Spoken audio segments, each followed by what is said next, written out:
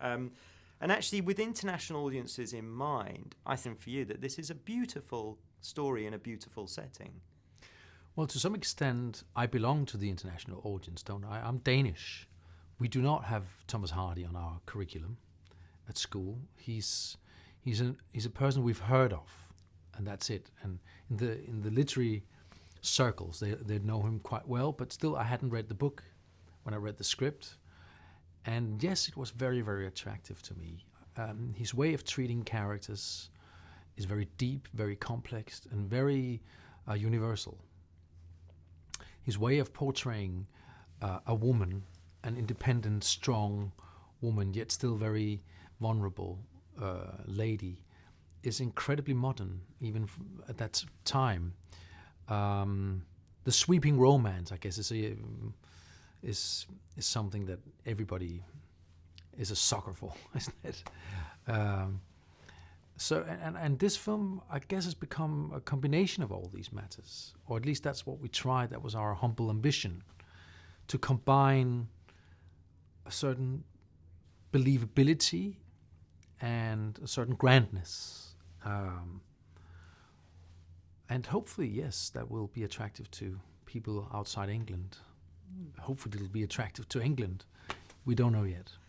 Well, from what I've heard, it is. I mean, and you've done that very, very ambitious marriage of deeply, deeply romantic and strangely authentic and modern. And I think that's a huge testament to you and your team. I mean, it must have been the most extraordinary team effort, making something this beautiful. It was a huge team effort. It always is to make a film. Obviously, the director have to be brilliant. That's where it's done. No, I'm just kidding. It is definitely a team effort. Let's start with David Nichols, who did a fantastic script. He had to find the way of translating the beautiful, beautiful dialogue of Thomas Hardy into something we can connect with, even in a younger age of today. That was a very, very difficult balance, which I think he found beautifully. The actors, the costume department, the camera, everybody was trying to find that balance of humbly obeying this fantastical universe of Thomas Hardy, and yet still make it accessible and real. And it was every day, in every department, this was the case.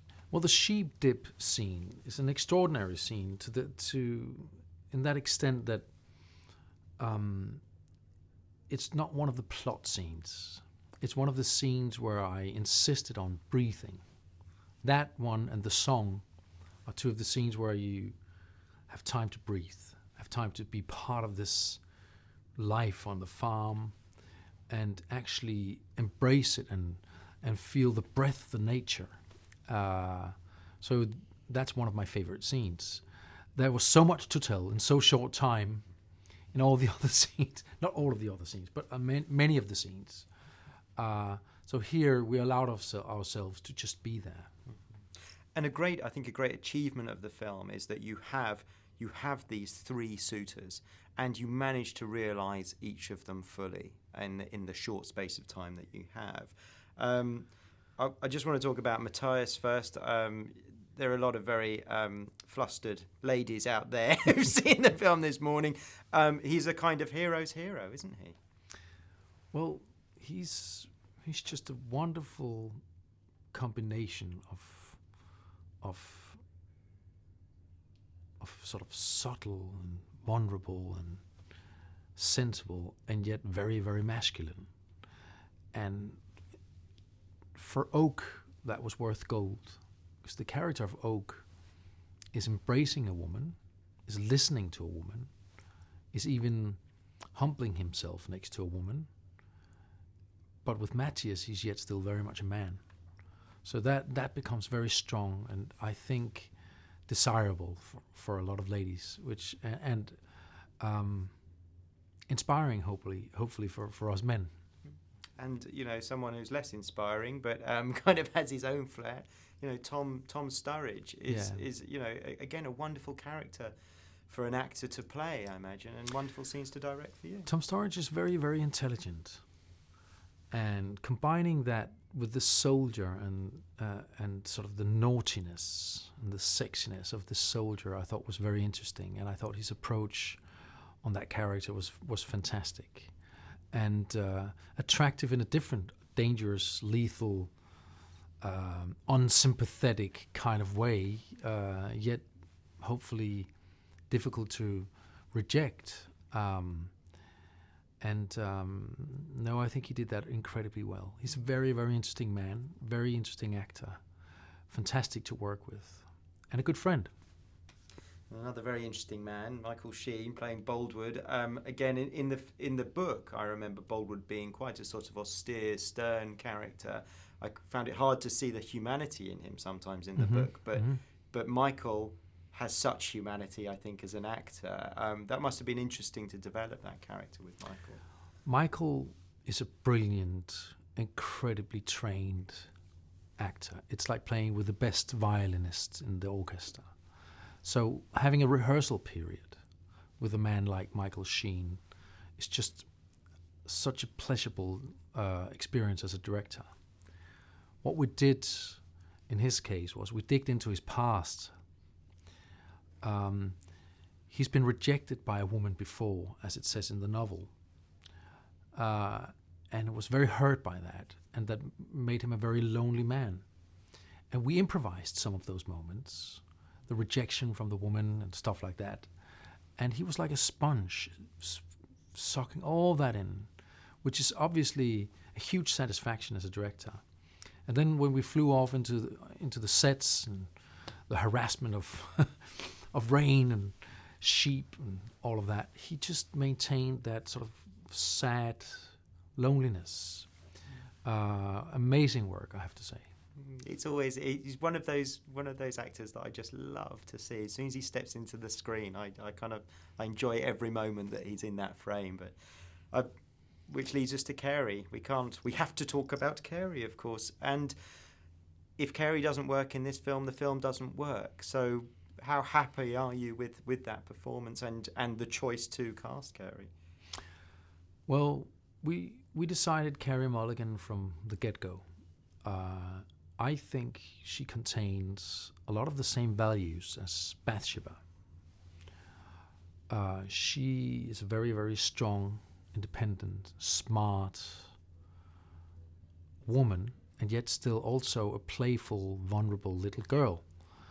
And she has the capability of rehearsing, working hard, debating the dialogue, working again, hard labor, and then in front of the camera, just let it all fly, and like a butterfly. And she's just a brilliant actress, and she has strong relations with the character already. So it was for us an obvious choice, and I'm very happy we went for it. And it's been tough for her. It's been many days, many hours, many corsets and horseback riding lessons, and she's been a real trooper. And she deserves all the praise she can get. Yeah, this is, you actually see how much work she does when you watch the film, you know. Yeah. And it's not just the sheep dipping, but everything. It's an active role. It's a woman that is getting her hands into the earth and working it, and we get a sense of that, I think.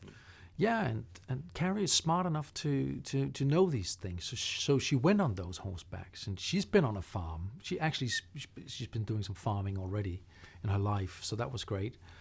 And yet at the same time, she was capable of carrying around the book as a Bible and a witness to everything we did, and hold it up every time I became too banal. I was like, this is not what Thomas Hardy would have done.